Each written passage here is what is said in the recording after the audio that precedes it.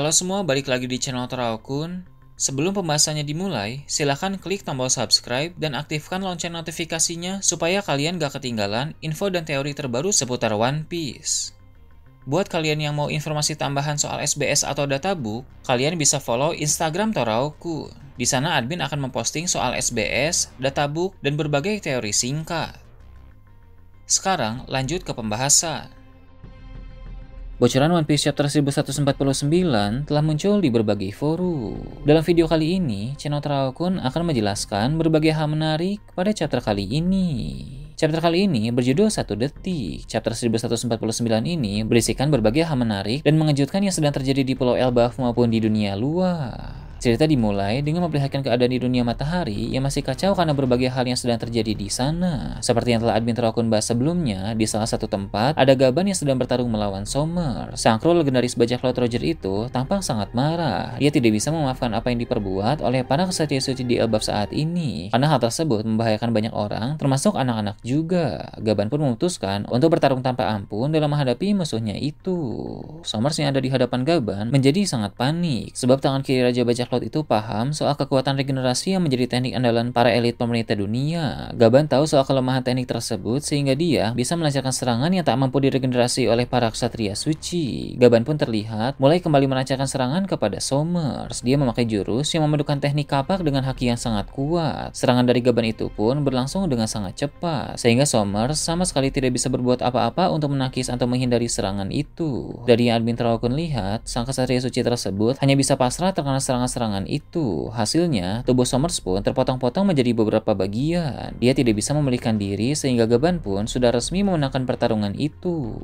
Gaban membuktikan bahwa kualitas kekuatan yang dia miliki benar-benar pada level yang tinggi. Somers tentu bukan sosok yang bisa kita remehkan. Dia memiliki kekuatan buah iblis yang memukau, haki yang kuat, dan juga banyak pengalaman. Untuk orang lain secara umum, menghadapi musuh seperti Somers ini sebenarnya terbilang sulit. Namun itu semua tidak berguna di hadapan Skoper Gaban yang sedang murka. Dia bisa mengalahkan Somers dengan sangat cepat. Judul chapter kali ini bertuliskan 1 detik. Rupanya itu adalah waktu yang Gaban butuhkan untuk bisa mengalahkan Somers. Serangan-serangan Gaban yang sangat cepat tadi hanya berlangsung selama 1 detik, hingga Somers terpotong-potong dan kalah dengan telak. Di sini bisa admin Toraokun simpulkan bahwa bukan Somers yang lemah, tapi hanya saja Gaban yang terlalu kuat. Setelah Somers dikalahkan, ada hal menarik yang terlihat di sana. Tubuhnya memang terpotong-potong menjadi beberapa bagian, tapi rupanya Somers masih tidak mati. Somers masih hidup dalam kondisi tubuh-tubuh yang terpotong seperti itu. Jadi meski Gaban tahu cara menghadapi kekuatan regenerasi, tapi dia tidak bisa benar-benar menghabisi ksatria suci itu. Ternyata ada metode khusus lain yang lebih rumit untuk benar-benar membuat sang ksatria suci itu mati. Meski begitu, hal ini tetap menguntungkan bagi pihak Gaban, sebab dengan kondisi tubuh Somers yang sudah terpotong-potong seperti sekarang, tentu dia tidak bisa melakukan apa-apa, sehingga aksi Somers di Elbaf sudah terhenti untuk sekarang ini. Satu ksatria suci resmi sudah tumbang. Karena sudah berhasil membereskan Somers, Gaban pun segera melanjutkan aksinya dengan bergerak dengan cepat menuju lokasi Gunko dan anak-anak raksasa sedang berada. Dia tidak bisa membiarkan ksatria suci wanita itu terus melanjutkan misi mereka dengan membahayakan anak-anak Elbaf. Diperlihatkan Gaban yang sudah sampai di sana hendak ingin menyerang Gunko, tapi kondisi Gunko saat ini cukup aneh seperti sedang dikendalikan oleh seseorang.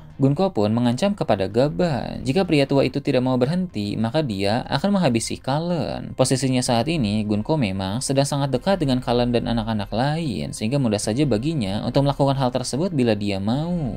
Gaban pun memakai Kenbunchaku Haki tingkat tinggi untuk melihat masa depan agar dia bisa memastikan apa yang akan terjadi nanti. Dalam penglihatan masa depan itu, Gaban menyaksikan Kallen dihabisi oleh Gunko memakai kekuatan tanda panahnya. Rupanya, perkataan Gunko akan menghabisi Kallen itu bukan hanya gertakan saja, tapi benar-benar akan dia lakukan. Hal itu tentu langsung membuat Gaban sangat cemas karena Kallen merupakan putra yang sangat dia sayangi. Maka demi keselamatan anaknya itu, Gaban terpaksa harus menyerah di hadapan Gunko. Admin Toraokun bisa memahami tindakan Gaban ini, karena tentu bagi seorang ayah, melihat anaknya sendiri dibunuh di hadapannya adalah hal yang menyakitkan. Apalagi tadi Gaban sudah melihat sekilas masa depan dengan Kenbunchaku Haki tingkat tinggi, yang mana di penglihatan masa depan itu, Gunko benar-benar membunuh Kallen. Tidak ada pilihan lain bagi Gaban selain menyerah untuk saat ini. Tanpa membuang-buang waktu, Ksatria Suci wanita itu segera menyerang Gaban memakai teknik dari tanda panah miliknya, lalu melempar Gaban ke bawah dari pohon Adam. Belum diketahui bagaimana nasib Gaban setelah itu, tapi tentu saja dia akan selamat. Selagi Gaban terlempar jauh ke bawah, dia akan memikirkan rencana yang bagus untuk menyelamatkan Kallen kemudian mengalahkan Gunko. Dia akan mengandalkan kecepatannya yang tinggi di saat nanti Gunko sedang lengah. Seperti yang Admin Traokun bahas tadi, judul chapter kali ini adalah 1 detik, yang mana itu merujuk kepada waktu yang Gaban butuhkan untuk memotong-motong tubuh Somers dan mengalahkannya. Dengan begitu, sebenarnya hanya butuh waktu 1 detik juga bagi Gaban untuk menyelamatkan Kallen dan mengalahkan Gunko. Hanya saja hal itu harus dilakukan di saat Gunko sedang lengah, agar tidak beresiko pada keselamatan Kallen. Memang peristiwa menyerahnya Gaban ini bisa dibilang sangat disayangkan, karena jika saja Gaban bisa bertarung tanpa ancaman, tentu Gunko akan bernasib sama seperti Somers. Gaban bisa mengalahkan wanita itu dengan sangat mudah, karena kemampuan yang Gaban miliki jauh melampaui sang ksatria suci wanita itu. Level kekuatan Gunko dan Somers ini hampir sama. Mereka adalah ksatria suci yang bisa dibilang level bawah. Jadi jika bertarung secara adil, Gaban bisa mengalahkan mereka dengan cepat. Dengan pengorbanan Gaban yang menyerah itu, tentu hal tersebut membuat Kallen sangat sedih, sekaligus marah dan juga kecewa. Tapi dengan kondisi Kallen seperti ini, tidak ada yang bisa dia lakukan. Peristiwa ini pasti akan memberikan pelajaran berharga untuk perkembangan karakter bocah raksasa itu. Perlu Admin Traokun ingatkan kembali bahwa Kallen ini adalah salah satu bocah yang dipercaya oleh Shanks. Bahkan diibaratkan bahwa Kallen ini sama seperti Luffy di desa Fusa dulu. Shanks sering menceritakan berbagai kisah petualangannya kepada Kallen jika sempat mampir ke Pulau Elbaf. Nah, jadi Kallen ini akan memiliki peran besar juga di pertempuran Pulau Elbaf. Kemudian cerita beralih menyoroti Brook. Rupanya dia sudah mengenal Gunko sejak lama. Bahkan Brook sudah mengenal Gunko sebelum dia menjadi seorang bajak laut. Dari beberapa waktu yang lalu, memang sudah ada tanda-tanda di mana dua orang itu memiliki ikatan satu sama lain. Pertama, Gunko pernah mengaku bahwa dia adalah penggemar karya musik Brook yang dikenal sebagai Soul King. Bahkan wanita itu memiliki kebiasaan unik untuk mendengarkan lagu Brook setelah selesai makan. Kedua, ketika Brook melihat Gunko, dia seperti teringat akan seseorang, yang menandakan bahwa Brook sebenarnya tahu siapa itu Gunko. Saat ini, Brook tampaknya telah benar-benar mengingat siapa wanita itu. Mereka sudah saling kenal sejak puluhan tahun yang lalu. Fakta yang terungkap ini membuka misteri baru tentang karakter Gunko. Akhirnya di sini Admin Traokun paham mengapa saat kotak perkenalan Gunko dimunculkan, namanya hanya Gunko saja, tidak ada nama keluarganya. Berbeda dengan Shamrock yang diperkenalkan sebagai Vigarland Shamrock. Kemudian Somers yang diperkenalkan sebagai Somers Shepherd, lalu Gillingham yang diperkenalkan sebagai Gillingham Leitmotiv. Nah, Gunko ini satu-satunya yang tidak memiliki nama keluarga, jadi jelas bahwa dia bukan berasal dari keluarga Tenryubito. Dia adalah orang dari luar Tenryubito yang dulu sempat dikenal oleh Brook. Mengingat umur Brook saat ini sudah sangat tua, maka jika Gunko telah saling mengenal dengan Brook sejak puluhan tahun yang lalu, harusnya Gunko juga sekarang sudah tua. Namun dari visualnya, jelas bahwa dia masih terlihat seperti wanita muda. Ini terbilang aneh, karena ksatria suci lain seperti Galling Vigarland saja bertambah tua dengan normal. Galling Vigarland yang kita lihat dulu di God Valley tampang masih muda. Sedangkan sekarang bisa kita lihat, Galling Vigarland memiliki wujud seorang kakek-kakek sesuai umurnya saat ini. Jadi aneh rasanya melihat Gunko malah tidak mengalami penuaan sama sekali. Dari puluhan tahun yang lalu hingga sekarang, wujudnya masih seperti wanita muda. Selain itu, belum jelas apakah ketika bertemu dengan Brook pada masa lalu, dia sudah menjadi Tenryubito atau belum. Sebab seperti yang Admin Traokun katakan tadi, perkenalan karakter Gunko cukup unik. Berbeda dengan ksatria suci lain yang diperkenalkan bersama keluarga masing-masing, Gunko hanya diperkenalkan sebagai Gunko saja, tanpa nama keluarga sama sekali. Inilah yang terjadi ketika ksatria suci direkrut dari orang luar Tenryubito.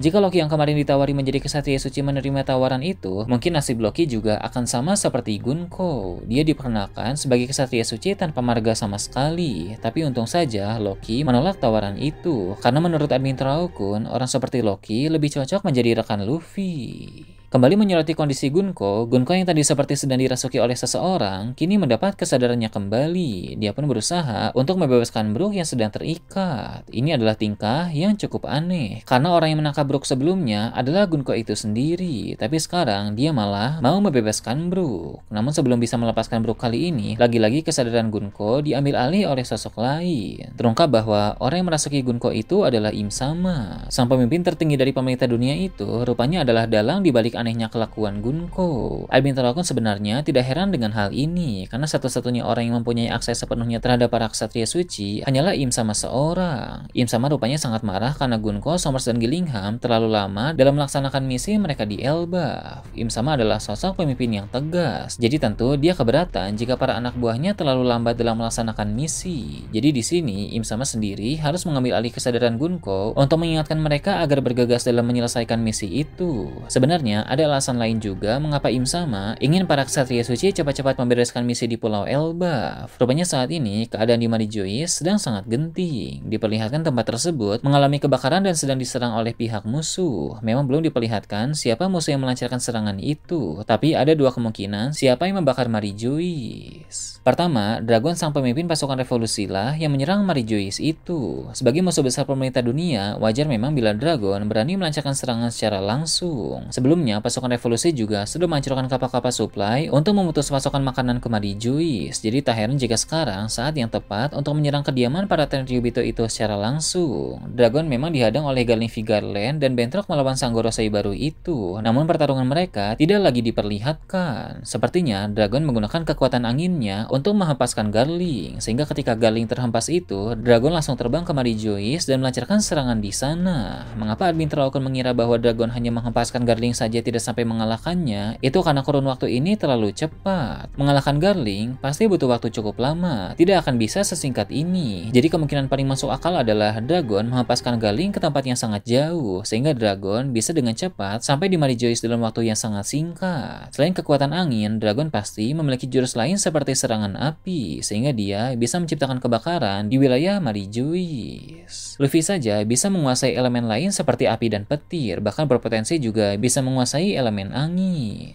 Jadi tak aneh jika Dragon juga bisa menggunakan elemen lain seperti serangan api. Kemungkinan kedua, yang menyerang Marijois itu bukan Dragon melainkan Sabo. Entah bagaimana, Sabo yang tadinya sedang berhadapan dengan Shamrock bisa dengan cepat sampai ke Marijois. Kemudian Sabo pun menciptakan serangan api yang sangat besar dan dilancarkan ke area sekitar Marijois. Entah siapapun yang menyerang tempat itu, keadaan di Marijois akan menjadi semakin kacau. Mengapa tadi Im Sama ingin Gunko, Somers, dan Gillingham secepatnya membereskan misi di Elbaf? Itu karena Im Sama ingin ketiga ksatria suci itu segera mengatasi masalah yang ada di Marijois. Sepertinya memang saat ini para ksatria suci sedang melaksanakan misi di berbagai tempat, sehingga kekuatan tempur yang ada di Marijois sedang sangat berkurang. Pada bagian akhir chapter, Im Sama bilang dia akan menunjukkan bagaimana cara dewa memerintah dunia. Jadi sebentar lagi kita akan melihat bagaimana jika Im Sama turun tangan secara langsung, tidak hanya mengandalkan senjata kuno Uranus seperti sebelumnya. Nah itu tadi berbagai hal menarik pada chapter 1149. Gimana menurut kalian? Silahkan tulis di kolom komentar di bawah. Oke, segitu aja untuk pembahasan kali ini. Jangan lupa like, share, dan subscribe untuk video menarik selanjutnya. Gue Tora Akun, Shambles.